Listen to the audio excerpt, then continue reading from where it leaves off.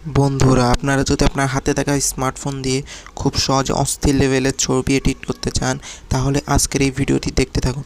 খুব সহজে আপনারা অস্থির লেভেলের ছবি এডিট করতে পারবেন।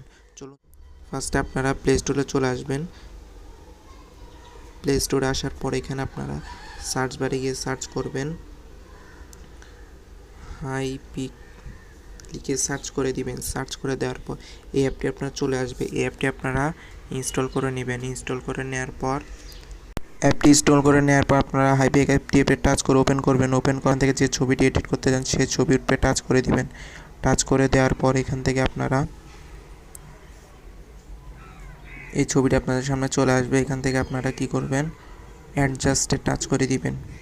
থেকে অ্যাডজাস্টে টাচ করে দেওয়ার পর ক্রপে যাবেন। ক্রপ থেকে ছবিটি আপনারা যতটুকু রাখতে চান ক্রপ করে নেবেন। আমি আমার মতো ক্রপ করে নিলাম। ক্রপ করে নেওয়ার পর এখানে ডান দিক থেকে টাচ করে এখান থেকে অটো অ্যাডজাস্টে টাচ করে দিবেন। এখান থেকে একটু বাড়িয়ে কমিয়ে নেবেন। এরপরে শার্ট শাইন এগুলো একটু বাড়িয়ে কমিয়ে নেবেন।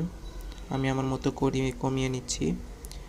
এরপরে এখান থেকে ব্রাইটনেস বাড়িয়ে কমিয়ে নেবেন। এক্সপোজারটা ঠিক করে নেবেন, কতটুকু রাখতে যাচ্ছেন এগুলো ঠিকঠাক করে নেওয়ার পর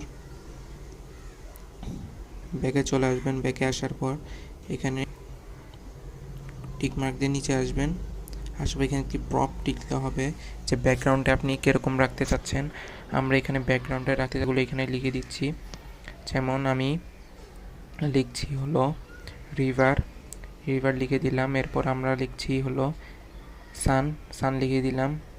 এরপরে মাউন্টেন লিখলাম। এরপরে ফ্লাওয়ার লিখে দিলাম। এরপরে হলো বোট লিখে দিলাম। দেওয়ার পর উপরে দেখুন অ্যালাউ রয়েছে, অ্যালাউটি দেওয়ার পর জেনারেটে টাচ করে দিলাম। কিছুক্ষণের মধ্যে এআই আমাদেরকে একটি অস্থির লেভেলের ছবি এডিট করে দিবে। এই যে দেখুন কমপ্লিট হয়ে গেছে। দেখুন ভাই কী রকম একটা অস্থির লেভেলের ছবি তৈরি হয়েছে। দেখুন ভাই 3টি ছবি তৈরি করে দিয়েছে।